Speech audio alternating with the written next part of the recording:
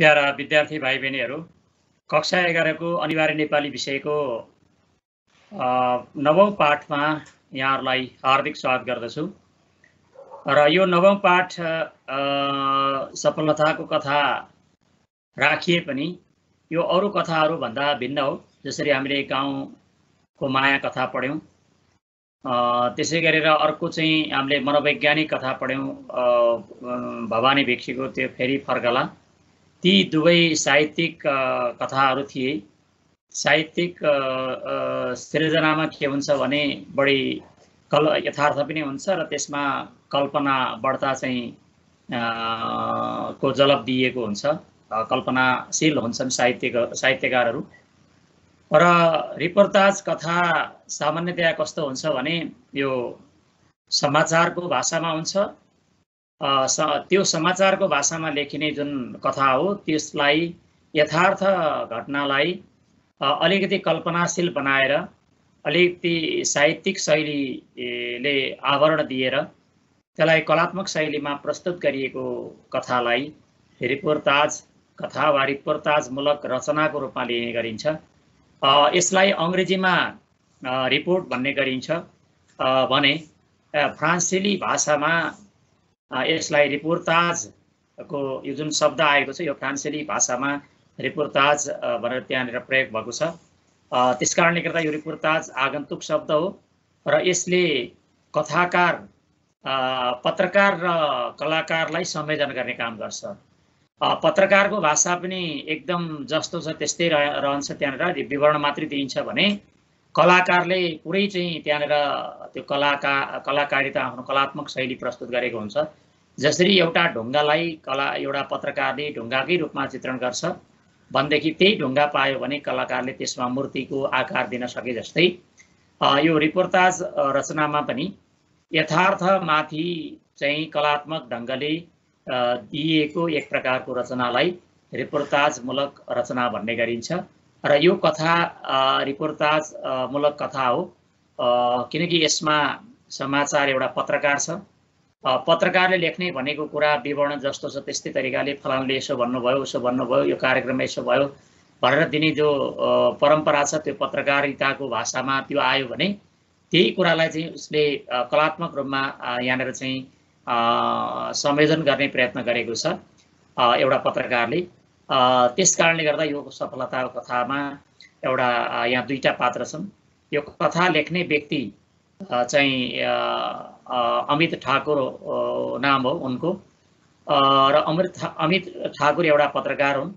उनले पत्रकारिता पेसा अँगाल्दै जाँदा एक दिन कथा लेख्नु पर्यो, स्टोरी लेख्नु पर्यो भनेर उनको सम्पादकले उनलाई एउटा चाहिँ आदेश दिन्छन् र त्यसअनुसार उनले धुलीखेलमा गएर यो योग र ध्यानका बारेमा भइरहेको कार्यक्रममा उनी सहभागी हुन्छन्। भइसकेपछि त्यसबाट उनले प्राप्त गरेको चाहिँ जुन एउटा सन्देश छ, सुन्दर छन्त्याल नाम गरेका एकजना व्यक्ति जो आफ्नो बुबा चाहिँ सेक्सन अफिसर शाखा अधिकृत हुनुहुन्थ्यो र आमा चाहिँ माध्यमिक विद्यालयमा शिक्षिका हुनुहुन्थ्यो र उनी एक्लो छोरा थिए सुन्दर छन्त्याल।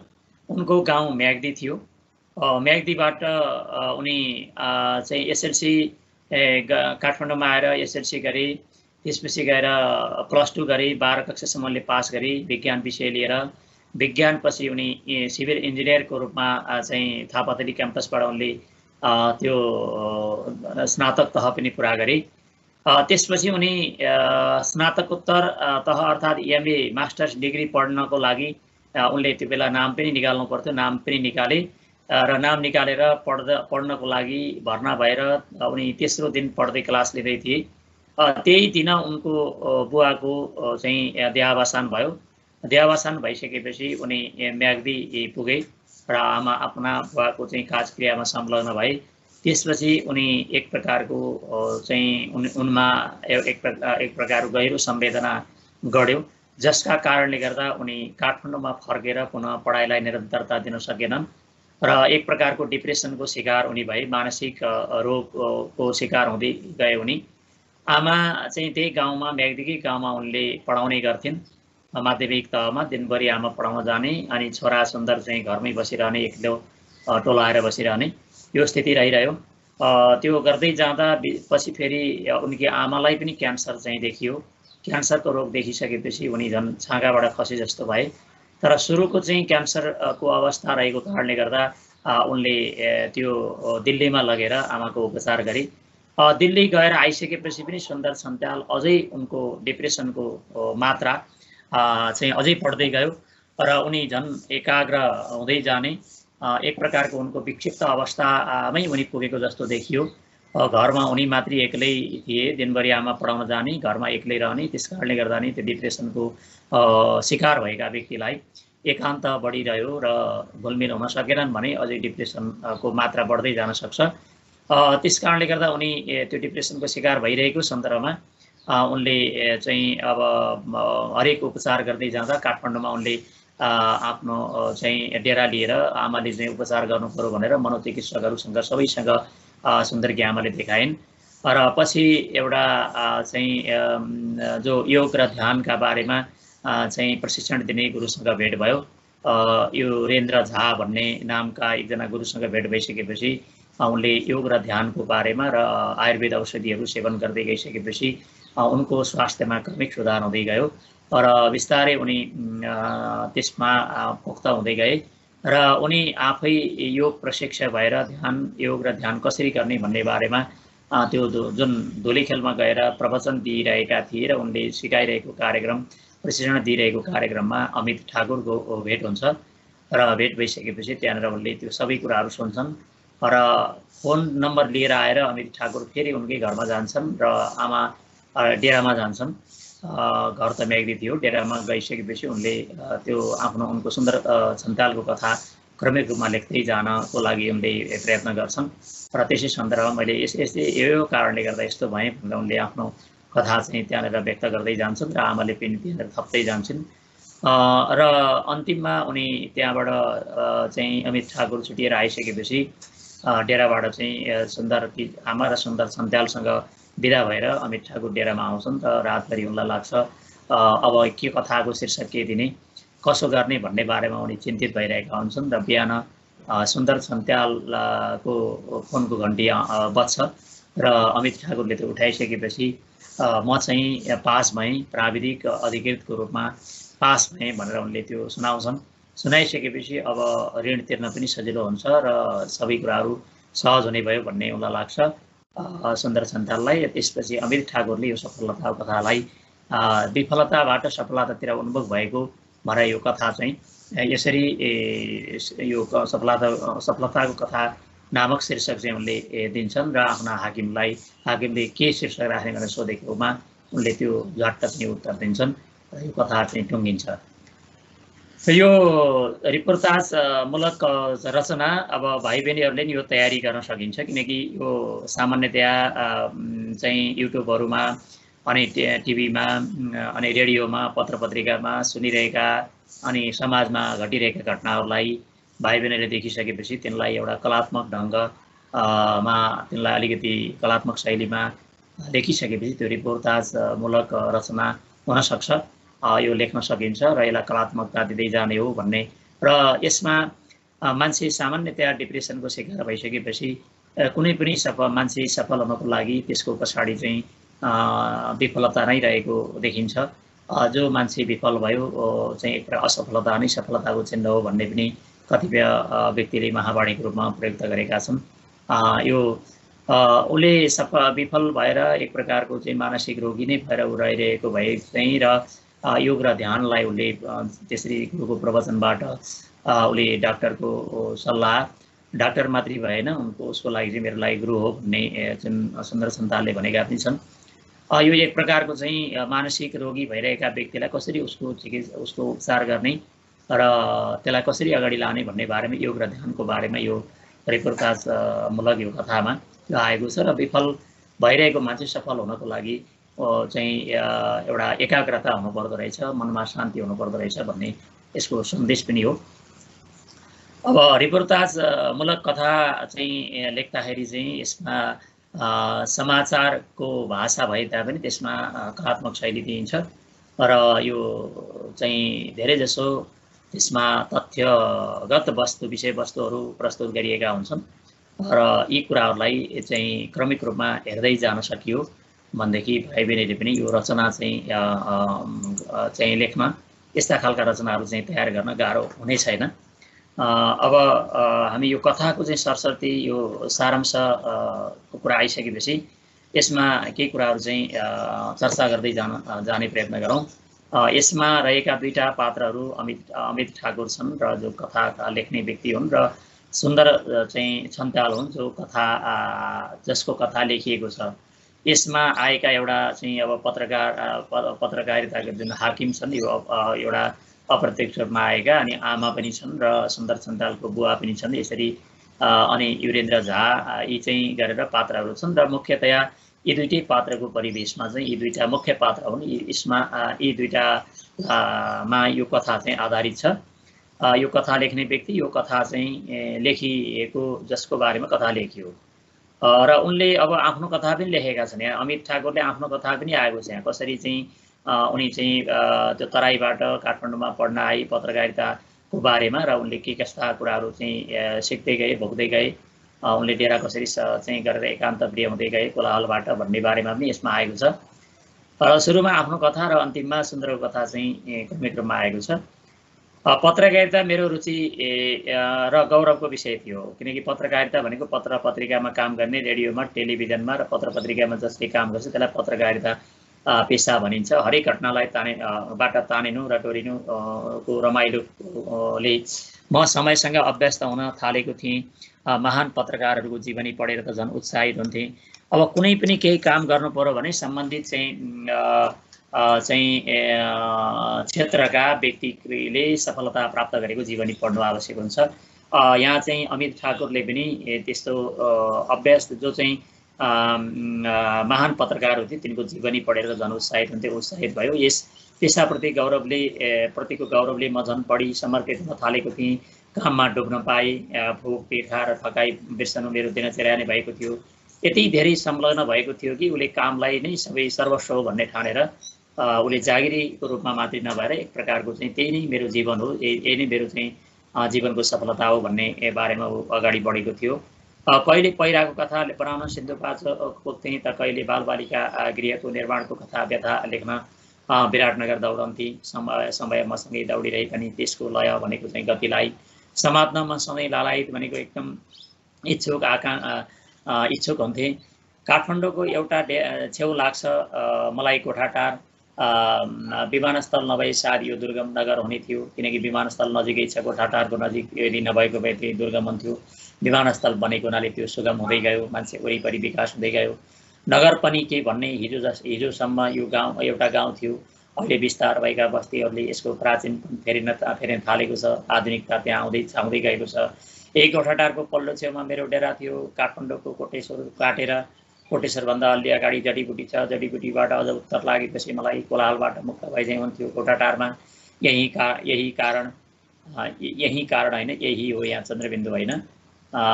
यही कारण म डेरा नै भए पनि यो स्थान छोड्न सक्दिनँ थिएँ किनकि अत्यन्त प्रिय थियो, जन्मभूमि जस्तो थियो।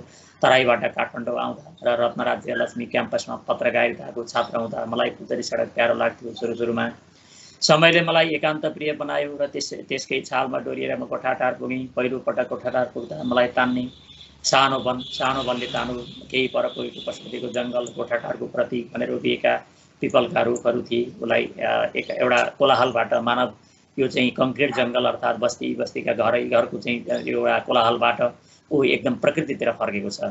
हिजो आज मलाई यहाँका सबै कुरा प्यारा लाग्न थालेका छन्। पत्रकार भएर पनि म लेखक हुँ र लेखक हुन नै पत्रकार भएको हुँ। अब यसमा के चाहिन्छ, रिपोर्टाजमूलक कथा लेख्नको लागि कोरा पत्रकार भएर पनि हुँदैन, कोरा लेखक भएर पनि हुँदैन। यो पत्रकार पनि हुनु पर्यो, लेखकीय चाहिँ क्षमता पनि हुनु पर्यो, पत्रकारिताको शक्ति पनि हुनु पर्यो। त्यस्तो व्यक्तिले मात्रै के गर्छ, रिपोर्टाजमूलक रचना लेख्न सक्छ। मलाई यही लेखकीयपनले मेरो गोठाटार मोहकको कारक पनि भयो जस्तो लाग्न थालेको थियो। यही गोठाटारको पिपलको रुख पनि टहलिँदै गर्दा डुल्दै गर्दा अचानक अफिसबाट फोन आयो। बिहानको 8 बजेको थियो। एक्लो जहाँ खाए पनि हुने। उसले विवाह गरेको थिएन, एक्लै थियो, डेरामा एक्लै बस्थ्यो। त्यसैले खाना नखाई अफिसले दिएको पुरानो मोटरसाइकल घ्याएर पार्दै अफिसतिर लागि। तपाईँ स्वास्थ्यको कथा लेख्न धुलिखेल जानुपर्ने भयो अमितजी भनेर हाकिमले भन्नुभयो। अफिसमा राम्रो फिचर स्टोरी बनाउने तपाईँ नै त हुनुहुन्छ भनेर हाकिमले प्रशंसा पनि गर्यो। मलाई स्वास्थ्यको समाचार त त्यति रुचि थिएन, त्यसमा रुचि थिएन। स्टोरी भनेपछि चाहिँ स्वाभाविक रूपमा म तानिएँ। स्टोरी लेख्नुपर्छ भनेपछि, कथा लेख्नुपर्छ भनेपछि ऊ स्वाभाविक रूपमा तानियो।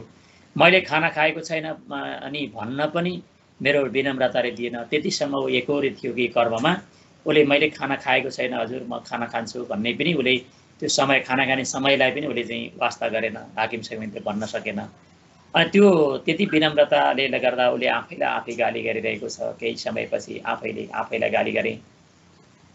लाग्यो चाहिने भन्दा बढी विनम्रताले अरूलाई नभएर आफैलाई दुःख दिन्छ। तैपनि मैले बिस्तारै भोग बिर्सेँ र कथा मात्रै सम्झेर धुलीखेलतिर लागेँ। भोकै ऊ हिँडेको छ पत्रकारिता गर्दै। कथा कस्तो होला? मेरो मनमा स्मृति दौडिन थाल्यो। यो स्मृति भन्ने वस्तु पनि रमाइलो छ। स्मृतिले नै शब्दलाई जोड्छ र भत्काउँछ। स्मृतिले मानिसलाई मानिस बनाउँछ र पुनर्जीवित गर्छ। मानिस सम्झनाले मान्छेलाई जोड्छ पनि भत्काउँछ पनि। मेरो स्मृतिमा मेरा आफ्नै पिता जोडिने भयो, जसलाई म सानो छँदा नै क्यान्सरका कारण गुमाएको थिएँ। यो अमित ठाकुरले आफ्ना बाउलाई यसरी गुमाउनु परेको थियो। उसमा ट्रेजेडी जीवन भएको थियो। दुखान्त जीवन जसको छ त्यसले अगाडि बढ्न सक्छ यदि त्यसबाट शिक्षा लिएर अगाडि बढ्यो भने। यो बेला स्मृति मेरा लागि सानो झ्याल थियो जसले बाहिर र भित्र जोड्छ। बाहिरको विश्व परपरसम्म फैलिएको छ। त्यहाँ गर्मी छ, जाडो छ, हावा छ, पानी छ र जङ्गल पनि छ। यस बेला मेरो भित्री विश्वमा चाहिँ अर्थात् भित्री मनमा चाहिँ अथाह मौनता जमेको थियो। एकदम चाहिँ मौनता, एकदम शून्यता। म आजको पात्रको कथा सोच्दै थिएँ। मेरो आँखाको सीमित परिधिमा न म कथाको पात्र सम्झन सक्थेँ, न उसको सुखद वा दुःखद। यहाँ दुःखदमा यो दुईवटा विषय लेख्दा हुने हो। दुःखद कथा मेरो स्मृतिमा नै मौनता मात्रै थियो। तपाईँ पत्रकार एकजना आधा भैँसी भनेको चाहिँ आधा भैँस सकिएकी आधा भैँसमा रहेकी महिलाले छेउमै आएर सोध्नुभयो। सायद त्यो कार्यक्रमका आयोजक भित्रकै कुनै महिला होलिन्। हजुर, म धेरै नबोली छेउमा गएर बसेँ। त्यो कार्यक्रम चलिरहेको थियो धुलीखेलमा। कार्यक्रम योग र स्वास्थ्यका बारेमा थियो। थोरै अतिथि र धेरै दर्शक भएको कार्यक्रमका प्रमुख अतिथि एकजना युवा थिए। त्यो सुन्दर छन्त्याल नै त्यहाँ त्यसको चाहिँ प्रमुख अतिथि थियो। केही श्याम वर्णका ती युवक सुन्दर थिए, भनेको कालो कालो भए पनि ती सुन्दर राम्रा थिए। बिस्तारै उद्घोषकले केही अतिथि पनि बोलाए। यसो हेरेँ कार्यक्रम त स्वास्थ्यका बारेमा हो। ठिकै छ मनमनै सोचेँ, तर यसका लागि म आइरहनु पर्ने हो र? उसले भित्रै कल्पना गर्नु थियो। अब मसँग भन्नु केही थिएन किनकि आइसकेको थिएँ। अब नआउनु पर्ने भनेर पनि गएको थियो। कार्यक्रम पुरा गरेर त्यसको स्टोरी बनाएर ऊ फर्कनु थियो। मनलाई सम्झाउन धुलीखेललाई मनभरि हेरेँ। अब त्यहाँ कार्यक्रममा उसलाई मनले नताने पनि वरिपरिको चाहिँ प्राकृतिक वातावरणले त्यो अमित ठाकुरलाई तान्दै जान्छ। आकाशमा बादल थियो र त्यसले बेला बेलामा आकारहरू फेरिरहेको थियो।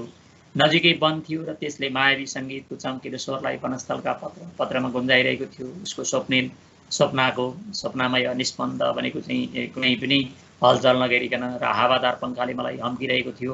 त्यो प्रकृति निर्मित, प्रकृतिद्वारा निर्माण गरिएको स्वप्नले मलाई स्पर्श गरेकै क्षणमा यता कार्यक्रमको शङ्काले म झसङ्क भएँ र त्यस अकथा रूपी कथाको व्यग्र प्रतीक्षामा रहेँ। त्यो कथा त होइन, तर त्यो कथाको जुन व्यग्र भनेको अत्यन्त उत्कण्ठित भएर प्रतीक्षा भनेको चाहिँ त्यो पर्खाइमा उड्यो। म पत्रकार भए पनि कार्यक्रमको औपचारिकताले त्यति तान्दैन। कतिपय पत्रकारलाई कुनका औपचारिकता, सभापतिको, विशिष्ट अतिथिको, उद्घोषकको त्यहाँ के बनियो भन्ने बारेमा मात्रै ध्यान जान्छ, तर त्यो औपचारिकताले उसलाई तानेन। मलाई यस्ता कुरा समयको बर्बादी लाग्छन्। त्यही भएर साथीहरू मलाई कहाँको भवानी भिक्षु हुनुपर्ने मान्छे यहाँ अमित ठाकुर बनेर आएछ पनि भन्छन्। पत्रकार गरिरहेका साथीहरूले यो साहित्यकार हुनुपर्ने मान्छे पत्रकार भएर आयो भनेर साथीहरूले अलिकति कहिलेकाहीँ हँसी मजाक पनि गर्ने गर्छन्। हुन पनि कार्यक्रमको यस अनुत्पादक शैलीले मेरो कति रुचि छैन। यो शैलीमा कति पनि रुचि छैन। अतिथिको लामो ताती देखेपछि मलाई त कहिलेकाहीँ कार्यक्रमकै बिचमा झोलाको पुस्तक निकालेर पढौँ लाग्छ। कतिपय हामीले भाइ बहिनीहरूले देखिरहेका छौँ, कतिपय कार्यक्रममा त्यहाँ अतिथिका लामो लस्कर हुन्छ अनि त्यसमा आसन ग्रहण भइरहन्छ। कार्यक्रम सकिने बेलासम्म पनि आसन ग्रहण भइरहने एउटा दुष्परम्परा हाम्रो समाजमा चलिरहेको छ। र त्यो देख्दाखेरि अब कार्यक्रममा उपस्थित हुनै पर्ने बाध्यता हुन्छ, जो एकान्त प्रिय हुन्छ, अध्ययनशील हुन्छ, जो सृजनात्मक क्षमतामा विश्वास गर्छ, त्यस्ता व्यक्तिका लागि यस्ता कार्यक्रमहरू अनुत्पादक शैलीमा रहन्छन्। र अमित पनि त्यस्तै खालको व्यक्ति थियो, पत्रकार भएर पनि ऊ कलाकार, एउटा साहित्यकारको क्षमता उसमा थियो।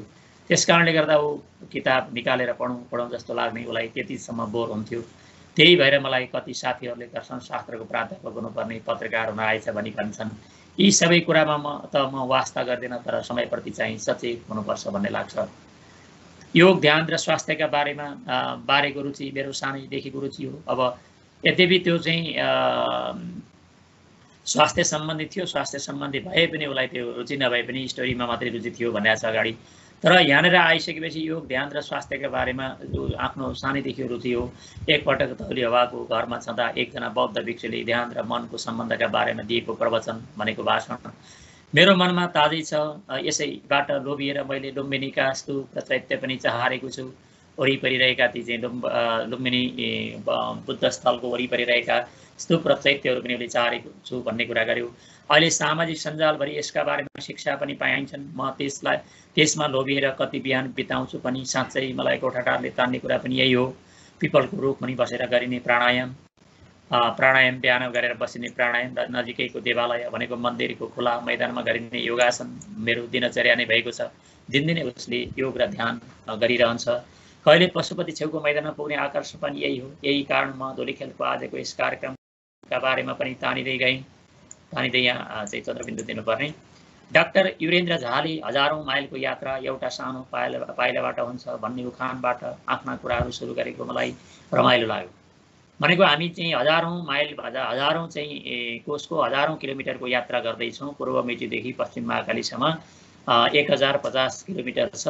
हामी चाहिँ पूर्व मेचीदेखि महाकालीसम्मको यात्रामा निस्कन्छौँ भने हाम्रा पाइला, हाम्रो गति, हाम्रो चाहिँ सफलता विफलता भन्ने कुरा एउटै पाइलाबाट के हुन्छ त्यो देखिन्छ, हुनै बिरुवाको चिल्लोपात भने जस्तै। र योग र ध्यानको यात्रा पनि यस्तै हो। उनले भने त्यसको उदाहरण यस मञ्चमा रहनुभएका सुन्दर सञ्चाल हुनुहुन्छ कार्यक्रमका युरेन्द्र झाले भनेका छन्। त्यहाँ उहाँको जीवन योग साधनाले फेरिदियो। आज उहाँ योग साधना र स्वास्थ्यका बारेमा राम्रो प्रवचन दिन सक्नु भएको छ। युवाहरूले समयमै स्वास्थ्यका बारेमा ध्यान दिनुपर्ने कुरालाई उहाँ राम्ररी बुझ्न र बुझाउन सक्ने हुनुभएको छ। योग चिन्तन हो, ज्ञान हो, मनको एकाग्रता हो र यो समाधितर्फको यात्रा पनि हो उनले थपे। त्यसपछि वक्ताहरूको लामो ताँती सुरु भयो। अब त्यो सुन्दर छन्त्याललाई राम्रोसँग चाहिँ त्यो परामर्श दिएर मनोचिकित्सा गरेर डिप्रेसनको शिकारमा रहेको मान्छेलाई विफलताबाट सफलता उन्मुख गराउने व्यक्ति भनेका युरेन्द्र झा नै हुन्। उनले त्यो प्रवचनका सन्दर्भमा सभापतिको आसनमा रहेका सुन्दर सञ्चाललाई उनको सफलताको चाहिँ यो चाहिँ एउटा कथा अर्थात् सफलताको चाहिँ एउटा जुन चाहिँ सङ्घर्ष पनि उनले त्यहाँका दर्शकहरूलाई सुनाए। कार्यक्रमका अन्तिम वक्ता सुन्दर सञ्चाल नै थिए। उनले थोरै बोले तर मिठो बोले। यो अब अमित ठाकुरले लेखिरहेको छ यो कथा चाहिँ। मनको शान्ति खोज्न टाढा जानु पर्दैन, यो तपाईँभित्रै छ। हामी चाहिँ धेरै टाढा जान्छौँ, मन्दिर जान्छौँ, कता जान्छौँ, कहाँ जान्छौँ, घर छोड्छौँ, परिवार छोड्छौँ र मनलाई झन् आन्दोलित बनाइरहन्छौँ। वास्तविक रूपमा अरूले दुःख दिँदैन, आफ्नै मनले दुःख दिने हो, आफ्नै कर्मले दुःख दिने हो, आफ्नै व्यवहारले दुःख दिने हो। मनको शान्ति खोज्न टाढा जानु पर्दैन, यो तपाईँभित्रै छ, सुन्दर सञ्चालले भनिरहेका छन्। योगबाट यो प्राप्त हुन्छ। म त्यही कथाको नायक हुँ जसले निराशालाई जितेँ र मृत्युलाई समेत जितेँ। निराशालाई र मृत्युलाई समेत सुन्दर सञ्चालले जितेको छ। म अहिले तपाईँहरूलाई सबै कथा सुनाउन सक्दिनँ, यति भन्छु। योगले मलाई जीवन दियो, यसको श्रेय आयुर्वेद र योगका आचार्य गुरु युरेन्द्र झालाई छ। कहाँ कथा बनाउन गएको पत्रकार म भाषणको भारीमा पो परेँ। मन खिन्न भयो। अब यहाँ अमित ठाकुरले भनेको छ तर हारिन। सुन्दर सञ्चालको कथा नै मैले खोज्ने कथा थियो। यसमा म विश्वस्त भएपछि उनको फोन नम्बर लिएर केही खिन्नताका साथ भनेको दुःखका साथ गोठाटार पुगेँ। फर्केँ, रातको समय थियो, गोठाटारको आकाश सफा थियो। म कोठामा पुगेँ र फेरि त्यही पिपलको फेदमा पुगेर घोरिन थालेँ। मैले वरिपरिका पहाड हेरेँ, काठमाडौँलाई आँखा लगाइरहने चन्द्रागिरीको साँझको प्रकाशमा टल्किँदै थियो। अन्धकार बढ्दै जाँदा वरिपरिका पहाडहरू गणितका रेखा चाहिँ स्तब्ध भनेको चाहिँ एकदम रोकिएका, निश्चल भनेको हलचलविहीन एकदम टक्क चाहिँ अडिएका जस्ता देखिन्थे। उनीहरूका मन मेरो मन जस्तै मलिन र म्लान थिए। मलिन भनेको धमिलिएका, म्लान भनेको दुखी ओइलाएका जस्ता। आकाश तल तल झर्दै थियो र धरतीलाई छोला छोला झैँ झुकेको थियो। धरती अद्भुत चित्रलाई छातीमा समेटेर वात्सल्यमयी बन्दै सारा प्राणीलाई आफ्ना वक्षस्थल भनेको छातीमा लपेटेर सुतेको थियो। म भने भुलेको कथाको चित्र र पात्रको रेखा कोरिरहेको थिएँ। बिहान 8 बजे सुन्दरलाई फोन गरेँ। एकजना अधवैँसी महिलाले फोन उठाउनु भयो। सुन्दरकी आमाले उहाँ हिजोकै महिला हुनुहुन्छ र सुन्दरकी आमा हुनुहुन्छ भन्ने कुरामा म विश्वस्त बने। सुन्दरकी आमाले सहज निम्तो सहजै भनेको निम्तो दिएपछि म खुसीसाथ आरुबारी पुगेँ। आरुबारी चाहिँ त्यो डेरा थियो। रमेश विकल मलाई मनपर्ने साहित्यकार हुन्। रमेश विकलले जुन कथा लेखेका छन् त्यो आरुबारीमै उनको घर छ र म आरुबारीको तिनकै घरलाई देब्रे बनाएर अघि बढेँ। केही माथि पुगेपछि फेरि फोन गरेँ। घरमा पुगेर घन्टी बजाएँ। ए बाबु आउनु न, उहाँले भन्नुभयो र म उहाँकै साथभित्र पसेँ। सुन्दरीकी आमाका साथमा अमित ठाकुर सुन्दरको घरमा पुग्यो। म भित्र पस्दा सुन्दर ध्यानमा मग्न थिए, एकदम चाहिँ डुबेका थिए। आमाले म आएको खबर गर्न साथ ध्यान छोडेर आए। सुन्दर आए र म नजिकैको कुर्सीमा बसेँ। म केही हतारमै थिएँ। बाबु चिया खाउँ है, मैले विनम्रतापूर्वक जोड्नुपर्ने विनम्रतापूर्वक हुन्छ को सङ्केत गरेँ। लौ कथा सुरु गरौँ, मैले सुन्दरलाई आग्रह गरेँ। सुन्दरले यहाँ कथा भन्दैछ आफ्नो र यहाँ अमितले त्यो कथालाई बुन्दैछन्। म म्याग्दीको गाउँमा जन्मेको हुँ, सुन्दरले भन्दैछ। उनले कथा सुरु गर्दै भने, मध्यमवर्गीय परिवारको एक्लो छोरो, दुःख खासै थिएन। दिदी बहिनी नि जिज्ञासु हुँदै मैले भने, मैले सोधेँ। उनी भन्दै गए, म एक्लो छोरो, बुबा सरकारी अधिकृत, आमा माध्यमिक तहको विद्यालयमा पढाउने। जीवन सुखी थियो। मैले काठमाडौँको नाम चलेको विद्यालयबाट एसएलसी सकेँ। त्यसपछि उच्च माध्यमिक तह विज्ञान लिएर उत्तीर्ण गरेँ। 12 पनि पास गरेँ। त्यही बेला आमा चिया लिएर आउनुभयो। उहाँ पनि छेउमा बस्नुभयो र चिया खाँदै कथा अगाडि बढायौँ। अनि स्नातक नै भनेको ब्याचलर लेभल नै मैले सोधेँ। स्नातक थापाथली क्याम्पसबाट सिभिल इन्जिनियरिङ लिएर पुरा गरेँ। उनी भन्दै गए, स्नातकोत्तरको लागि भनेको एमए डिग्रीको लागि फारम पनि भरेँ र नाम पनि निस्कियो। अब ओहो बाबु सुन्दरको नाम निस्केको दिन अब आमाले भन्दैछन्, ओहो बाबु सुन्दरको नाम निस्केको दिन उनका बाबुले गाउँभरिका मानिसलाई खुसी बाँड्नुको थियो। लड्डु बाँड्नु भयो, के बाँड्नुभयो, खानेकुरा खानपिनमा मस्त हुनुभयो, एकदम खुसी बाँड्नुभयो। कति खुसी हुनुभएको थियो उहाँ, आमाले थप्नुभयो। मैले त्यही बेला झ्यालबाट परको पहाडी चुचुरो हेरेँ। घामको प्रकाशले उजालिएको आरुबारी हेरेँ र सुन्दरलाई कथाको श्रृङ्खला बढाउन भने। सुन्दरको जीवनमा अचानक पहिरो गयो, समस्या आयो। यता काठमाडौँमा पढाइ सुरु गरेको एमए डिग्रीको चाहिँ पढाइ सुरु गरेको तेस्रो दिन सुन्दरका बुबाको हृदयाघात भनेको हार्ट एटेक भएर मृत्यु भयो। सुन्दर म्याग्दी गए, पहाडको घरमा गई। बुबाको काम सकेपछि उनलाई काठमाडौँ फर्कन मन नै भएन। मैले कति सम्झाएँ बाबु, तर मानेको होइन। आमाले भन्नुभयो, सुन्दरकी आमाले, गाउँमा आमा विद्यालय जाने, सुन्दर भने घरमा एक्लै बस्ने। यसरी चाहिँ दिनभरि घोरिएर सुन्दर घरमै बस्न थाल्यो। म साह्रै उदास भएँ। दाई, सुन्दरले भने। उनको दाई शब्दले म पग्लेँ। यस बेला मलाई सुन्दर आफ्नै भाइ र आफ्नै आमा चाहिँ लाग्यो। मैले पनि आफ्नो कथा सम्झेँ र रुन मन लाग्यो। उसको पनि त्यस्तै घटना छ। त्यसै त साथीहरू त साहित्यकार होस्, पग्लिस भन्छन्, त्यसैले मन धरो बनाएर सुने सुन्दरको कथा। दाई म यस्तै उदासीमा थिएँ भनेको चाहिँ बेचैनमा थिएँ। अचानक आमा बिरामी पर्नुभयो। काठमाडौँ लिएर आएँ र डाक्टरलाई देखाएँ। क्यान्सर भएको रहेछ, धेरै हात दिनु पर्दैन, तर नेपालमा होइन, दिल्ली लैजानुपर्छ भनेर डाक्टरले भने। म त छानाबाट खसे चाहिँ भएँ। आफ्नो सर्वस्व गुमेपछि पीडाको हालमा डुबी जस्तै भयो। धन्न सुरुमै रहेछ, उपचार भयो, उनले भने। बाबु ऋणको हालमा डुबियो नि, त्यसले पनि सुन्दरलाई डिप्रेसन जस्तै भएको आमाले भन्नुभयो। डिप्रेसन त रोग नै हो आमा, अहिले त उपचार पनि छ। मैले सम्झाउने पाराले भने, त्यही त बाबु, मेरो छोरो त्यही भएर सग्लो भयो नि, आमाले भन्नुभयो। दिल्लीबाट फर्केपछि त सुन्दरमा बढी उदासीनता बढ्यो, आमाले भन्नुभयो। यो कहिलेको कुरा आमा, मैले सोधेँ। भयो बाबु, अस्ति चैतमा ठ्याक्कै 5 वर्ष भयो, आमाले भन्नुभयो। यो असारको महिना थियो, 5 वर्ष 2 महिना भएछ। मैले मनमनै हिसाब गरेँ। त्यसपछि मैले यहाँ डेरा लिएँ र नेपाल मेडिकल कलेजका मनोचिकित्सकहरूलाई देखाएँ। सामान्य उपचार हुँदै थियो। एक दिन डाक्टर वीरेन्द्र झाको चिकित्सा केन्द्र नयाँ बानेश्वर जाने कुरा भयो। आमा छोरा भएर गयौँ, आमाले भन्नुभयो। सबै डाक्टरलाई देखाउँदै जाँदा नि भएन, तर उनी अब एउटा ध्यान र योगको जुन एउटा चाहिँ उनको परामर्श दिने केन्द्र छ, क्लिनिक छ वीरेन्द्र झाको, त्यहाँ पुगे। उहाँले योग र ध्यानका सबै विधि सिकाउनु भयो र गर्न पनि लगाउनु भयो। आयुर्वेदिक औषधि पनि दिनुभयो। यहाँ अमितले, यहाँ सुन्दरले भन्नु पर्नेमा अमितले यहाँ सुनिरहेको छ। मनोचिकित्सकलाई पनि सोधियो, उहाँले पनि त्यो पनि एउटा राम्रो पद्धति हो र आराम पनि हुन्छ भन्ने सल्लाह दिनुभयो। नभन्दै बिस्तारै मन शान्त हुन थाल्यो। मैले योगको विषय पनि बोध गर्दै गएँ। यसमा यम, नियम, आसन, प्राणायाम अनि प्रत्याहार, धारणा र ध्यान हुँदै समाधिसम्मको यात्रा गरिन्छ भन्ने पनि बुझेँ।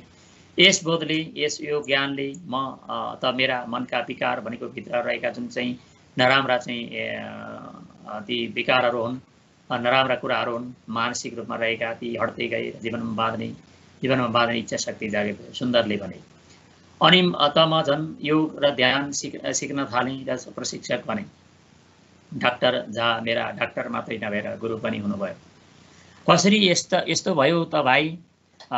मैले सोधेँ। जस्तो परिस्थिति छ त्यससँग सहमत भएर अघि बढे जीवन स्वाभाविक रूपमा चल्छ। सहमत हुन नसक्दा मानसिक चिन्ता सुरु हुन्छ।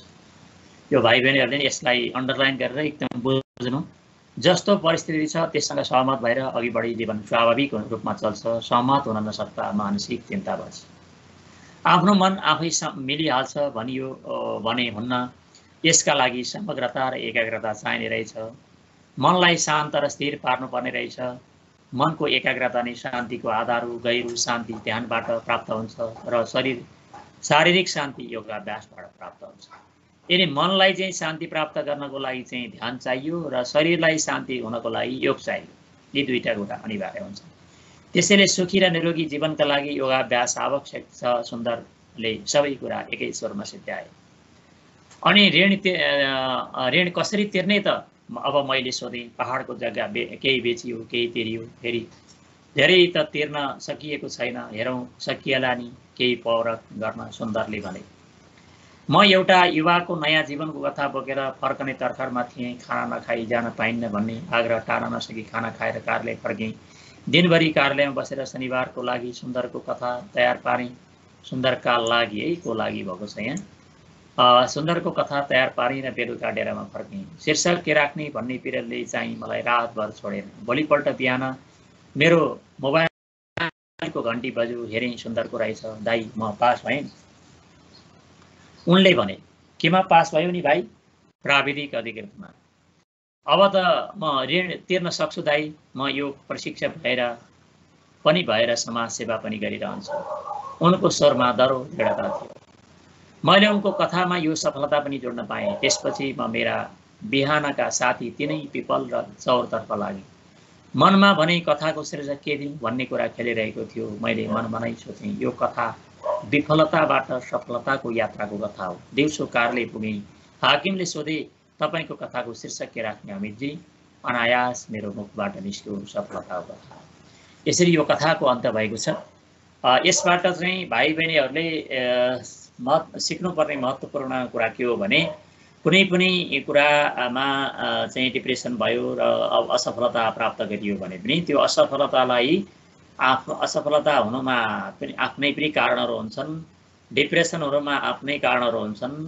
आत्मबल कमजोर भयो भने डिप्रेसन हुन्छ र असफलताको लागि पनि आफ्नै कारण हो भन्ने ठानेर त्यो असफलताका चाहिँ सूत्रहरू पत्ता लगाएर चाहिँ अगाडि बढ्दै गइयो भने यहाँ चाहिँ जसरी सुन्दर सन्त्याल डिप्रेसनको शिकार भएर पनि आफूलाई सम्हालेर पुनर्जीवन प्राप्त गरेर एउटा नेपाल सरकारको सेक्सन अफिसर, त्यो पनि प्राविधिक चाहिँ विषयको सेक्सन अफिसरमा उनले शाखा अधिकृतमा नाम निकालेर बुवाले लगाएको बुवा चाहिँ बितिसकेपछिको ऋण, आमालाई उपचार गर्दाको ऋण उनले तिरेर चाहिँ आफ्नो जीवनलाई सफलतातर्फ उन्मुख गराए त्यसै गरी भाइ बहिनीहरूले पनि आफ्नो जीवनमा अहिलेसम्म असफलताका चिन्हहरू प्राप्त भएका छन्, सफलता प्राप्त नगरेकोमा चिन्ता छ, वा भोलि गएर कुनै बेला असफलताका आइलागे भने पनि त्यसलाई यही कथा सम्झेर, सुन्दरलाई सम्झेर,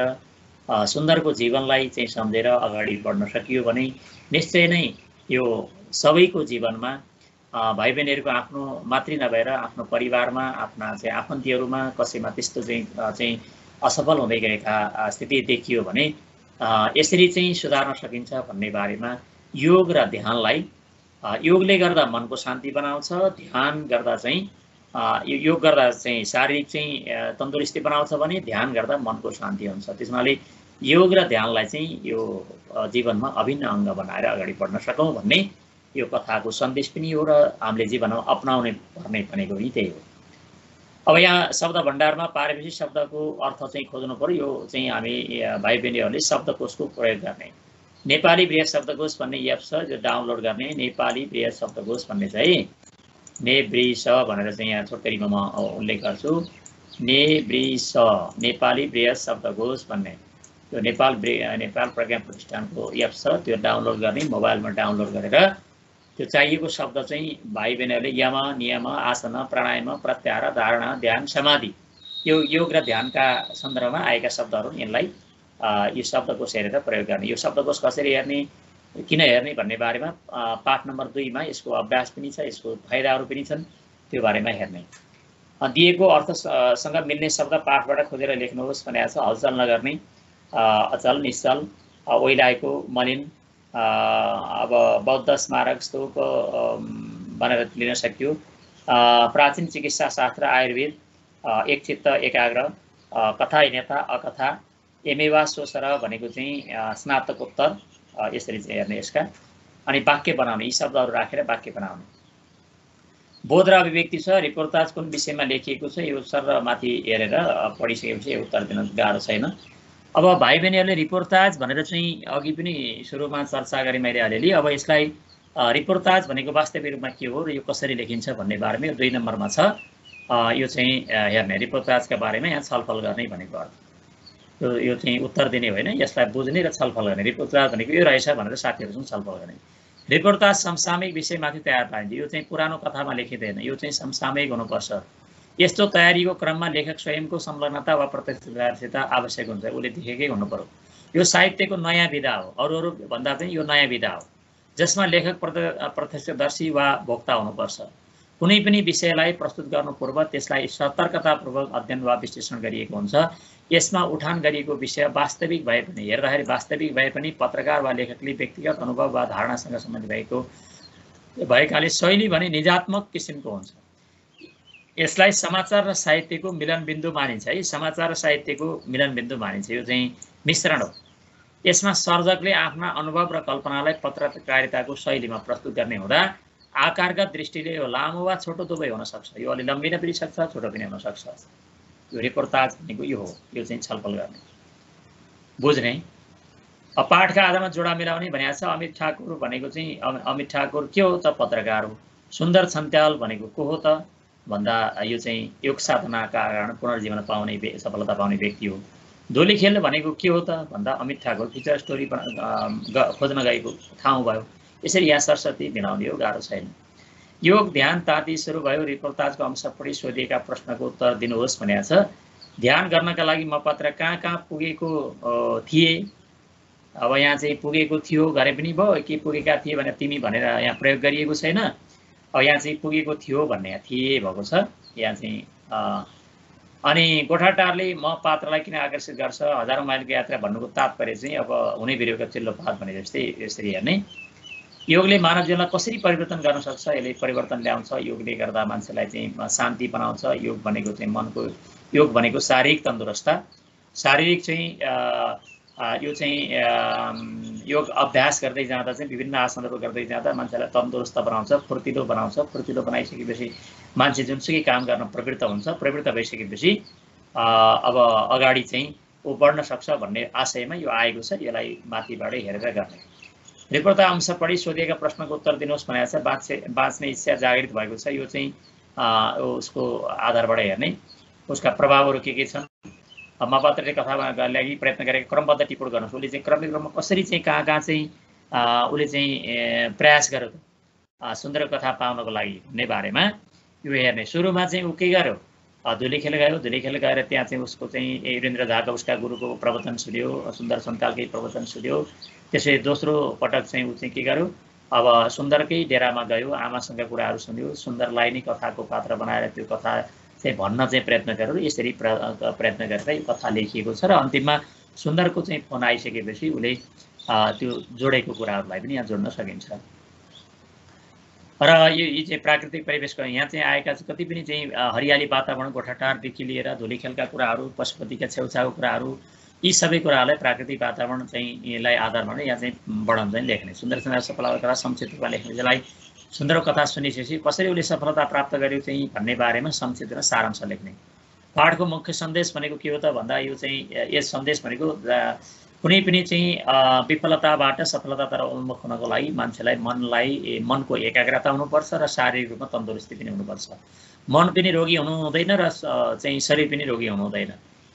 विफलताले मान्छेलाई सुरुमा मानसिक रोगी बनाउँछ, मानसिक रोग भएपछि शारीरिक रूपमा रोग चाहिँ त्यसले आक्रमण गर्दै जान्छ। त्यस हुनाले मानसिक र शारीरिक रोगलाई नियन्त्रण गर्नको लागि योग र ध्यानमा प्रवृत्त हुनुपर्छ भन्ने यसको सन्देश हो भनेर हेर्ने। व्याख्या गर्नुहोस्। स्मृतिका कुराहरू छन्। स्मृति भनेको के हो र मनको शान्ति खोज्न टाढा जानु पर्दैन भन्ने कुरा चाहिँ यो आफैभित्र खोज, बाहिर नजाऊ भन्ने सन्दर्भमा आएका हुन्। यसलाई प्रस्तुत गद्यांश भनेर सुरु गर्ने आएको कुराहरूलाई यहाँ चाहिँ यो अमित ठाकुरले भनेको कुराहरू हो। यो चाहिँ मनको शान्ति खोज्न टाढा जानु पर्दैन, यो तपाईँभित्र योगबाट यो प्राप्त हुन्छ भनेर चाहिँ जुन आएको छ, यो कसले भनेको, कहाँ भनेको, सन्दर्भ दिएर अनि यसको व्याख्या गर्ने। दिएका अनुसार सोधिएका प्रश्नहरूको भनेको छ यहाँ चाहिँ अब विश्वशास्त्रसँग सङ्गठन स्वास्थ्यका कुराहरू गरेका छ। दुर्बलता भनेको चाहिँ बल नहुने, दुर्ततर भनेको छिटो, यी कुराहरू छन्। यसमा आएका यी स्वास्थ्यको बारेमा चाहिँ यो पाठभन्दा बाहिरको चाहिँ हो। यसलाई हेरेर तयार गर्ने गाह्रो छैन। अब दिएको अनुच्छेदबाट मुख्य 5वटा बुँदा टिपेर सारांश लेख्ने। यसमा चाहिँ 5वटा बुँदा टिप्ने क्रममा चाहिँ सर पहिला चाहिँ पढ्ने, एकचोटि पढ्ने, दोस्रोचोटि पढ्दा अन्डरलाइन गर्ने, तेस्रोचोटि पढ्दा त्यसको मुख्य सारांश चाहिँ बुँदा टिप्पण गरेर सारांश चाहिँ टिप्पण गर्दा गर्ने, भएको भनेर कमा दिँदै जाने र सारांश लेख्दा त्यही चाहिँ भएको, गर्ने भन्नेलाई चाहिँ वाक्य त्यो क्रियापद मात्रै राख्ने हो, गाह्रो छैन। 5वटा मुख्य सारांश हेर्ने। यो भाइ बहिनीले 10 कक्षासम्म पढ्दा पनि भइरहेका कुराहरू हुन्। जसरी नौनी चाहिँ मथेर यो दही मथेर नौनी निकाले जस्तै चाहिँ यसलाई मुख्य लेख्ने हो। आफ्नो समुदायमा योग सम्बन्धी गतिविधिहरू समेटी समाचारको समाज भाइ बहिनीहरूले समाचार पत्र पत्रिकाहरू पढ्नु भएको होला, टिभी रेडियोहरू सुन्नु भएको होला, चाहिँ अनि फेसबुकहरूमा चाहिँ कतिपय कुराहरू राखिएका हुन्छन् समाचार। अनि गाउँघरमा केही नयाँ घटना घटेको हुन्छ, त्यसलाई आधार मानेर त्यस्तै समाचार हुन्। र तपाईँको गाउँघरमा कतै योगको बारेमा, ध्यानको बारेमा भएको छ भने आफैले हेरेर देखेको भए अझ राम्रो। यदि देख्नु भएको छैन भने चाहिँ आफ्नो बुवाआमा, हजुरबा, हजुरआमा वा टोल छिमेका कसैले त्यो बारेमा छैन त्यो सोधेर लेख्नु। यदि त्यो पनि चाहिँ छैन भने तपाईँले गुगलमा गएर सर्च गर्नुभयो योग र ध्यानको बारेमा भने त्यहाँ भएका समाचारहरूको बारेमा कहीँ न कहीँ त्यो आएको हुन्छ। त्यसरी पारेर आफ्नै गाउँमा भएको जस्तो बनाएर त्यसरी नमुना तयार पार्न सक्नुहुन्छ। अब दिएका शीर्षकमा टिप्पणी लेख्नुहोस् भनेको छ। विश्व सम्पदाको संरक्षण र सम्वर्धन भनेको छ। विश्व सम्पदा भनेको नेपालमा रहेका जति पनि मठ मन्दिरहरू छन्, चैत्य गुम्बाहरू छन्, अनि अब राष्ट्रिय निकुञ्जहरू छन्, यीलाई हाम्रो विश्व सम्पदा भनेको विश्वमा संरक्षण गर्नुपर्ने विश्वकै सम्पत्ति हुन् भनेर त्यसलाई सुरक्षा गरेर राख्यो भने त्यसलाई विश्व सम्पदा सूचीमा त्यो रहेका हुन्छन्।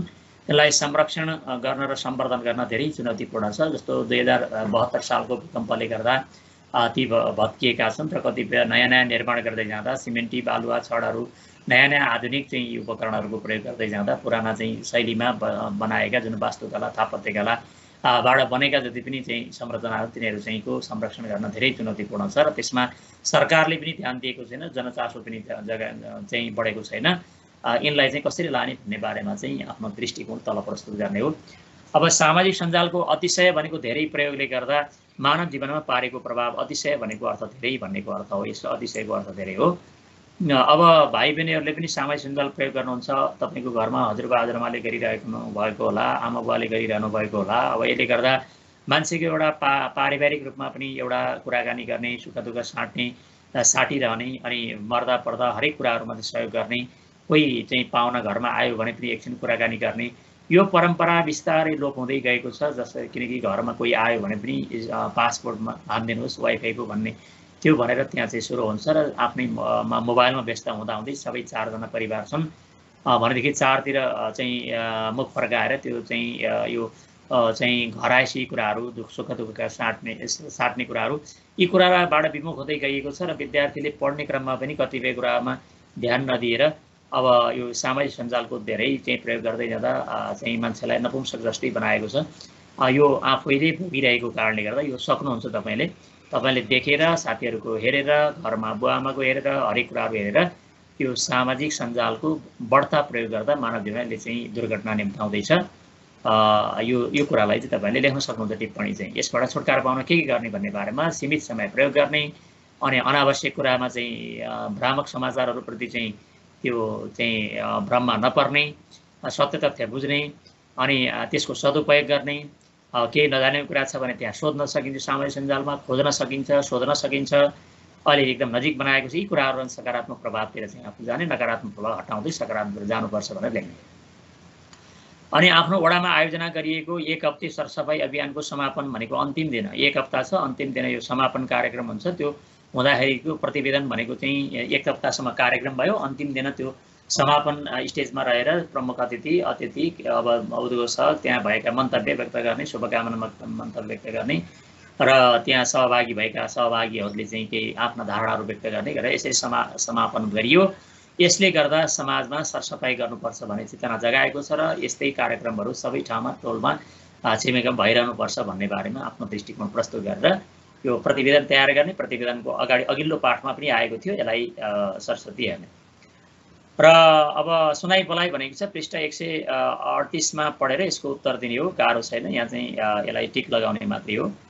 अनि सुनाइ पाठ 9 पढेर यसको उत्तर दिने, माथिको चाहिँ पढेर यसलाई दिन गाह्रो छैन। अनि तपाईँले चाहिँ विद्युतीय माध्यम वा चाहिँ यो चाहिँ अनलाइन पत्रिका हुन्छन् वा छापिएका पत्रिका हुन्छन्, रेडियो हुन्छ, टेलिभिजन हुन्छ आदिमा पढेका वा सुनेका कुनै नयाँ समाचार कक्षामा सुनाउनु, त्यो सुनाउन गाह्रो भएन सुनेको बारेमा। अब प्रत्यय निर्माणको बारेमा छ। प्रत्ययको शब्द निर्माण प्रक्रिया छ। प्रत्यय भनेको 2 तरिका, योभन्दा अघिल्लो पाठमा पनि आएको थियो। लिक प्लस अक, पट प्लस अक, भू प्लस अक, अनि आ प्लस आद्री प्लस अनिय, अनि सम प्लस माननीय, भूगोल प्लस इक, सम प्लस सम्मान प्लस इत, शिक्षा प्लस इत, शिक्षा प्लस इत, प्राक प्लस इन, अधुना प्लस इक, नव प्लस इन, तत् प्लस लिन, त्यस्तै पुज प्लस अनिय, मान प्लस अनिय, अनि कवि प्लस य, हैन, कविले गर्ने भएको हुनाले काव्य भयो। कवि प्लस य, कृ प्लस अन, श्रेष्ठ प्लस तम, अनि गम प्लस तव्य, हास प्लस य, हस धातुबाट हास्य भयो, हसबाट बच प्लस ता, अनि गति प्लस वान, व्यक्ति प्लस त्व, कवि प्लस त्व, अनि लेखक, यहाँ लेखक यतै हुनुपर्ने, यहाँ चाहिँ लेखक प्लस त्व, सिद्ध प्लस त्व, क्षमता प्लस वान, बुद्धि प्लस मान, कृति प्लस मान, है, यो चाहिँ खुट्टो चेर्नुपर्ने, यहाँ चेरिया छैन है, यसलाई ख्याल गर्नु। कृति प्लस मान, भाव प्लस मय, रहस्य प्लस मय, लेखक प्लस त्व, यो त माथि पनि आएको थियो, यहाँ पनि आयो, दोहोरियो। दया प्लस आलु, ललित प्लस य, है, यहाँ चाहिँ य प्रत्यय, है, यो य प्रत्यय हुँदा अगाडिको चाहिँ अकाठामा आ हुन्छ, यो पनि मधुर प्लस य, माधुर्य, है। अनि यहाँ यो चाहिँ नदिनुपर्ने लिक प्लस अनि हुन्छ, यो चाहिँ टिचरहरूलाई, शिक्षकहरूलाई पनि गाह्रो छ यस्ता शब्दहरू। यो चाहिँ शब्दहरू छुटाउनलाई शिक्षकलाई नै गाह्रो छ भनेपछि विद्यार्थीलाई कति गाह्रो होला। त्यस कारणले गर्दा यी यस्ता बारेमा अलिकति यहाँ निर्देशन दिएर यसरी हुन्छ भनेर निर्देशन दिएर यो पाठ्यक्रम बनाउँदा ध्यान दिएको भए राम्रो हुन्थ्यो। शब्द कथाबाट 10वटा प्रत्यय लागेको शब्दहरू टिप्नुहोस् भनेको छ। माथिकै जस्तो शब्द प्रत्यय लागेको शब्द टिप्न गाह्रो छैन। दिएका शब्दहरू 2-2वटा शब्द बनाउने, जस्तै अक आयो, पाठक, दर्शक, निवेदक, अन, भवन, शिक्षण, गमन, यस्तै तरिकाले अन्तिममा लागेकालाई यसरी हेर्ने। दिएका शब्द निर्माण प्रक्रिया देखाउनुहोस् भनेको छ। नि प्लस अक, शुद्ध प्लस ता, गुरु प्लस त्व, व्यवस्था प्लस इत, दुई पक्ष प्लस य, आयुष प्लस मान, विदेश प्लस इग, गरिमा प्लस मय, सुन्दर प्लस य, गम प्लस ती, कृ प्लस अक, धीर प्लस य, योग प्लस इ, श्रेष्ठ प्लस तम, पशु प्लस इग, पंच प्लस क, सूर्य प्लस य, वित्त प्लस य, चाट प्लस अनि, यो यता नेपालीका है, चाट प्लस अनि, हात प्लस यार, बोल प्लस अक्कड, दुध प्लस आलु, पूर्व प्लस एली, मूर्ख प्लस याई, गाँजा प्लस अडी। यो पँधेरो चाहिँ गाह्रो छ, टिचरलाई नै गाह्रो छ। पानी प्लस एरो है, पँधेरो। अब पँधेरोमै अहिले चाहिँ नयाँ हुन थालिसक्यो। यो कहाँ हो जस्तो चाहिँ एउटा एकादेशको कहानी हुन थाल्यो पँधेरो भन्ने कुरा। अहिले चाहिँ अब घर घरमा कोठा कोठामा धारा हुँदै गएपछि पँधेरामा जाने, गाडी लिएर जाने, पानी भर्ने, यी कुराहरू चाहिँ पुरानो हुँदै गए र पँधेरो पानी प्लस एरो गर्नु उपयुक्त हुन्छ है यसलाई। सृजना र प्रयोजना, अब एउटा भयानक प्राकृतिक प्रकोप साक्षी बस्नु पर्दा भनेको तपाईँलाई कहिलेकाहीँ दुर्घटना भएको होला। अब प्राकृतिक प्रकोप छ, यसलाई जस्तो चाहिँ हावाहुरी आयो, कसैको छाना उडायो, घरै अब चाहिँ त्यहाँ दुर्घटना चाहिँ पर्यो, भूकम्प आयो, चट्याङ पर्यो, अनि बाढी पहिरो आयो, यस्ता घटनाहरू तपाईँले देख्नुभएको होला। त्यहाँ साक्षी बस्नु पर्दा भनेको आफूले देखेका, वा त्यो छैन भने तपाईँले चाहिँ युट्युबहरू हेर्नु, कहीँ न कहीँ त्यस्ता बाढी पहिरो गएका चाहिँ कुराहरू देख्नुहुन्छ। भूकम्पका कुराहरू हेर्नु, त्यहाँ देखेपछि तपाईँले देखेपछि तपाईँलाई लागेको चाहिँ एउटा चाहिँ जुन एउटा चाहिँ कथा हो, तपाईँलाई पर्ने जुन चाहिँ प्रभाव हो, त्यसलाई आधारमा एउटा यहाँ सफलता कथा जस्तै रिपोर्ट तयार गर्न सक्नुहुन्छ।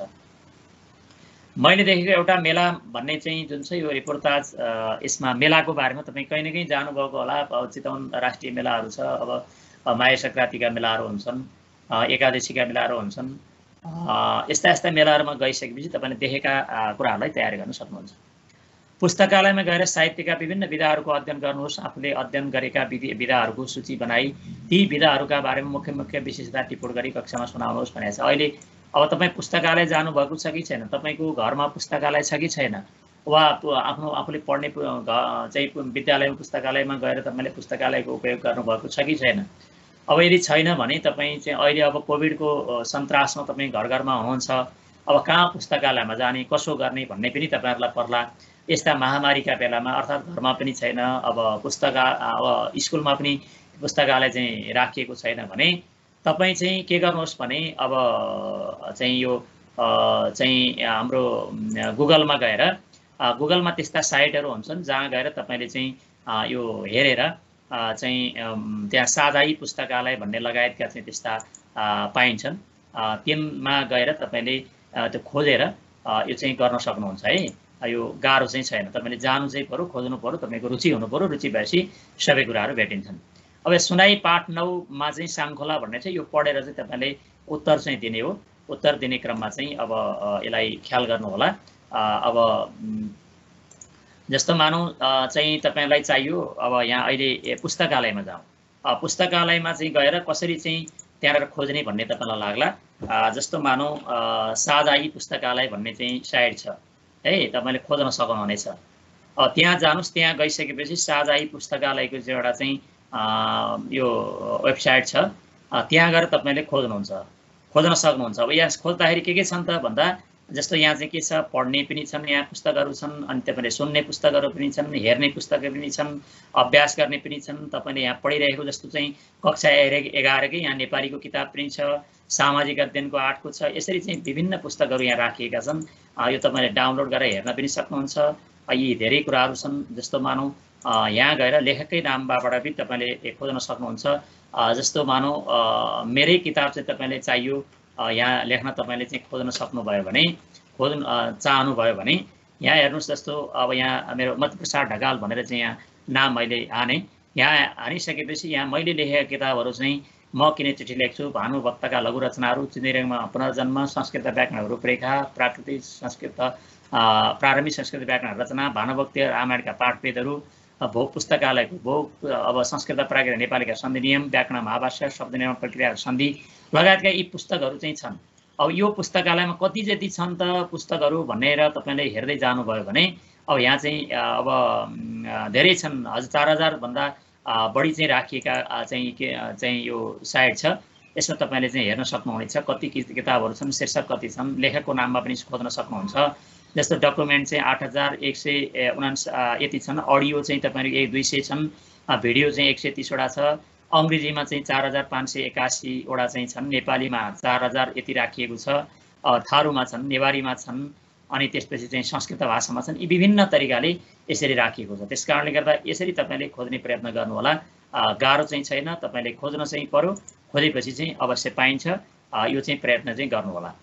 यो सामान्यतया यो यी प्रयासहरू गर्दै जानुभयो भने असफल चाहिँ अब तपाईँले चाहिँ सिक्दै जाने बुझ्दै जाने यी कुराहरू चाहिँलाई सजिलो हुनेछ भन्ने यो अपेक्षासहित यो चाहिँ सुनेर यहाँहरूको मनमा लागेका जिज्ञासा प्रतिक्रियाहरू केही भएमा यो युट्युबको यही कमेन्ट बक्समा कमेन्ट गरिदिनु हुन चाहिँ हार्दिक अनुरोध गर्दै शिक्षक साथीहरूले पनि आफूले नबुझेका नजानेका कुराहरूमा आफ्ना गुरुहरूसँग सोधेर सोधपुछ गरेर चाहिँ पढाउने विद्यार्थीलाई प्रेरित गर्ने प्रयत्न गर्नुहोला र विद्यार्थी भाइ बहिनीहरूले पनि यी किताबमा मात्रै किताबमा पढेको कुरालाई पहिला ध्यान दिने र पढिसकेपछि अरू बाह्य कुराहरूलाई नै शब्दकोशको प्रयोग गरेर शब्दकोश चाहिँ लाई आधार मानेर तपाईँ अगाडि पढ्नुभयो र नबुझेको कुरा त्यहाँ खोज्दै जानुभयो गुगलमा गएर खोज्नुभयो भनेदेखि सबै कुराहरू प्राप्त हुन सक्छन् तर तपाईँको खोज्ने बानी र सृजनात्मक क्षमता वृद्धि गर्न अगाडि तपाईँको रुचि हुनु पर्यो